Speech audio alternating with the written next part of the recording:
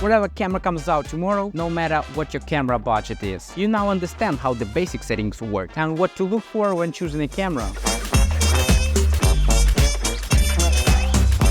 Why shooting 25 frames per second? Why 30? Why movies shooting 24?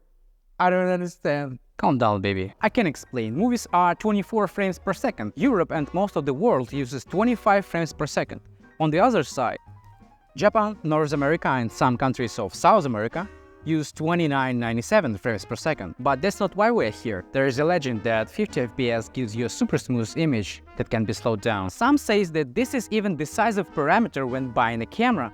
The camera shoots 50 instead of 25. And in my opinion, anything less 500 FPS are absolutely not worth considering. All those who disagree are gladly invited to the comments. Show us your hate! What camera can shoot 500 FPS and more? The Phantom Flex can, but how much the Phantom Flex cost? That's right, like the Rolls-Royce Phantom. Emotional damage! An important point about frames per second. In today's world, it doesn't matter. You shoot 24, 25 or 30 frames per second. YouTube, TikTok and Instagram don't care. My shutter speed is always 2 times the number of the frames per second. Girls, show them. Not this. Shutter speed is the amount of time for light to reach the sensor. In photography terms, you have the shutter open. Light hits film or sensor, and the shutter is closed. The shutter speed value means how long the shutter is open. For example, 1 of the 50 means the shutter opens for 1 of the 50th of the second. In case of movie cameras that shoot on film, there is a skirt instead of shutter, which perform the same function but in a different way. In the case of modern cameras, this is done electronically. What does it affect? 2 things. The first is of course the illumination of the frame. The second is motion blur. Remember how I got blurred in the video about ND filters? Yes, the shutter speed should always be twice as the frame rate. If you shoot 25 frames per second, shutter speed should be 1 of the 50. If you shoot 30 frames per second, shutter speed should be 1 of the 60s. Wow! That was helpful!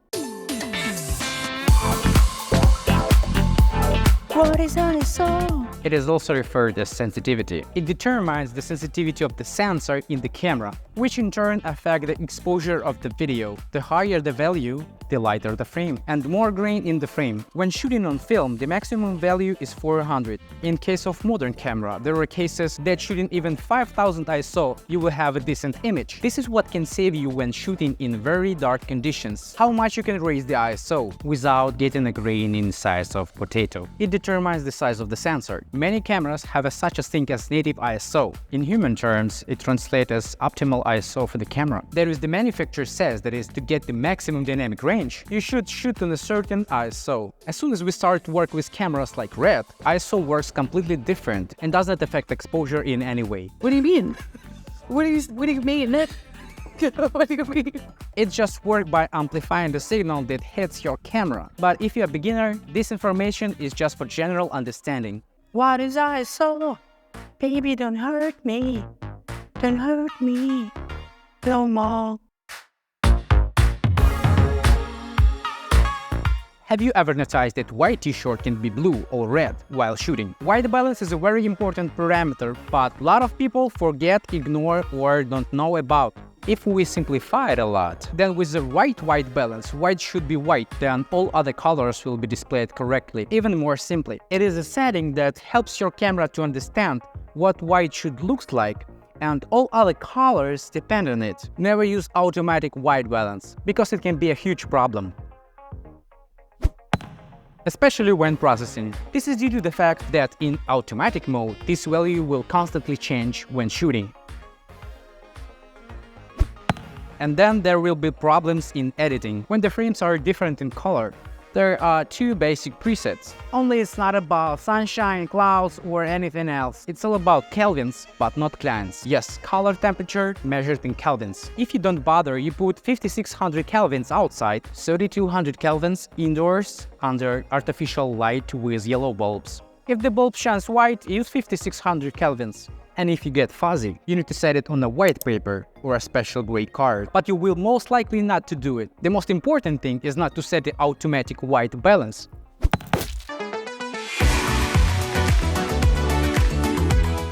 It's flickering. It's flickering. It's flickering again. So how do you get rid of it? It happened in two cases. The first is if you have a high shutter speed and flicker rate of the lamp does not match the shutter speed. The second is hertz. Hertzage, it's a wavelength of a current per second, but I want to bore you with Wikipedia. Europe and most of the world use 50 Hz. Japan, North America, and some countries of South America use 60 Hz. So all you have to do is set the right value depending on the country you are in. It seems simple, but for many people it becomes a huge problem when shooting. And if you have flickering light sources in your frame, just check shutter speed and Hertz value. Shutter speed should be one of the 50 and 50 Hz if you shoot in Europe. If you are in the US, for example, shoot 30 frames per second, and shutter speed should be one of the 60s and 60 Hz. If by chance you didn't notice it when shooting, you can try to fix it in post. Go into DaVinci and draw on the flicker. Voila! I want a full-frame camera. Full frame. I want to be professional. Historically, some standard of photography has been the size of 35mm film. The frame size is 36 by 24mm. This is a modern full frame. In movies, the Super 35 format became the standard. Super 35. It happened because the film moves not from the left to the right, like in photo camera, but from the top to the bottom. The orientation changed, therefore the frame size became smaller. If we're talking about the modern cameras, the frame size can be compared to the APS-C sensors. And it turns out that all video makers who came from photography say that only full frame is better than APS-C. In today's world, it's only affect how high you can raise the ISO without growing the size of Xiaomi phones. And the difference on that is not so critical. Well, and of course, there's a conventional problems with lenses at that. Most lenses designed for full frame size. So a lens with 50mm focal length on an APS-C sensor will look like 80mm. What do you mean? What do you mean? What do you mean? If you want to save the money, go to the camera with the APS-C sensor. Can you tell the difference between video shot on a full frame and an APS-C sensor? You can't. No one can. What do you mean? If your camera has a cool features but it's an APS-C, don't let it bother you. What is video quality? A very important characteristic of the camera is the bitrate. Simply put, this is the recording speed. In fact, the higher the bitrate value, the more information your camera is able to record, the better the quality of your image. Any one of us uploaded video to the social networks at least once. And you have probably noticed that quality is getting worse. Why? Yeah, why? Because any social network lowers the bitrate of your video. This is done to make your video take up less space and load faster on internet. But why do you need a high bitrate? Yeah, why? Processing. The higher it is, the more manipulations with video can be done in post-processing, while the higher it is initially, the less will be the loss in social networks. From the minuses, I can say that it only affects the cost of the camera, and especially affects the cost of the memory card for your camera. Perhaps I will surprise you. There's memory cards that cost $500, $1,000 and more. And the price depends not only on the size of the memory card, but also on its speed.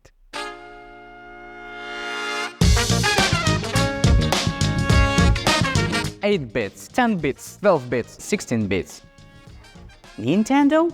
This is about video. The color depth of your image is a very important parameter. That affects the number of colors your camera can recognize, how many shades of green, blue and red it can recognize. If you shoot a home video and don't process it in any way, it doesn't matter to you at all. But as soon as you want to process your video, it becomes super important. But an 8-bit camera is not a judgment. In skillful hands, you can get excellent results. There is a very important point that I want to emphasize. The more expensive the camera, the more mistakes it forgives. The more mistakes you can fix in post-production. Today is 4 options of digital cameras in color depth.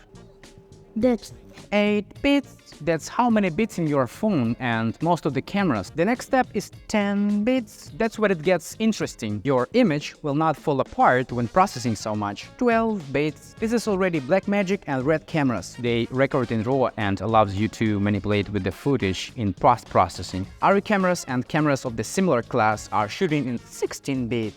This is a very important parameter in the camera. But if you shoot a home video or travel vlog and you don't have plans to spend a couple of hours on each shot, 8 bits will be quite enough.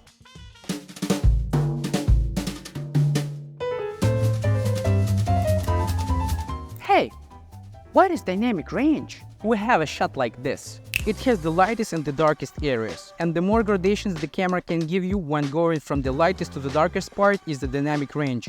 I realize it's super complicated, but let's get into it. You have probably encountered it when shooting indoors, when your window turns into a white spot, and you have to make a choice. Either your window will be overlit, or room is too dark. Your phone and household cameras gives a certain standard 7 stops of dynamic range. If you don't know what is stops, watch my video about anti-filters. So from the lightest to the darkest we have 7 stops. Is that a lot?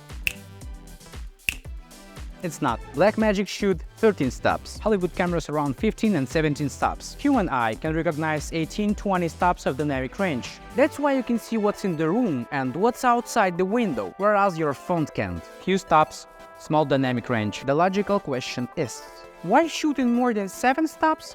And then compress to 7 stops. First of all, processing, and secondly, to get better quality when processing. Any movies you watch inside the theater, no, outside, are also streamed in 7 stops. But they look gorgeous, don't you agree? I always look at 2 things first when choosing a camera. It's image bitrate and dynamic range. Full frame, frame rate, 4K, 8K. This is not as important as bitrate or dynamic range. But that's for me personally. Again, if you're shooting a video blog, travel video or your friend's wedding, then 8-bit and 7 stops will be probably enough for you. But it's all individual. There is no wrong or right choice. It all depends on your preferences.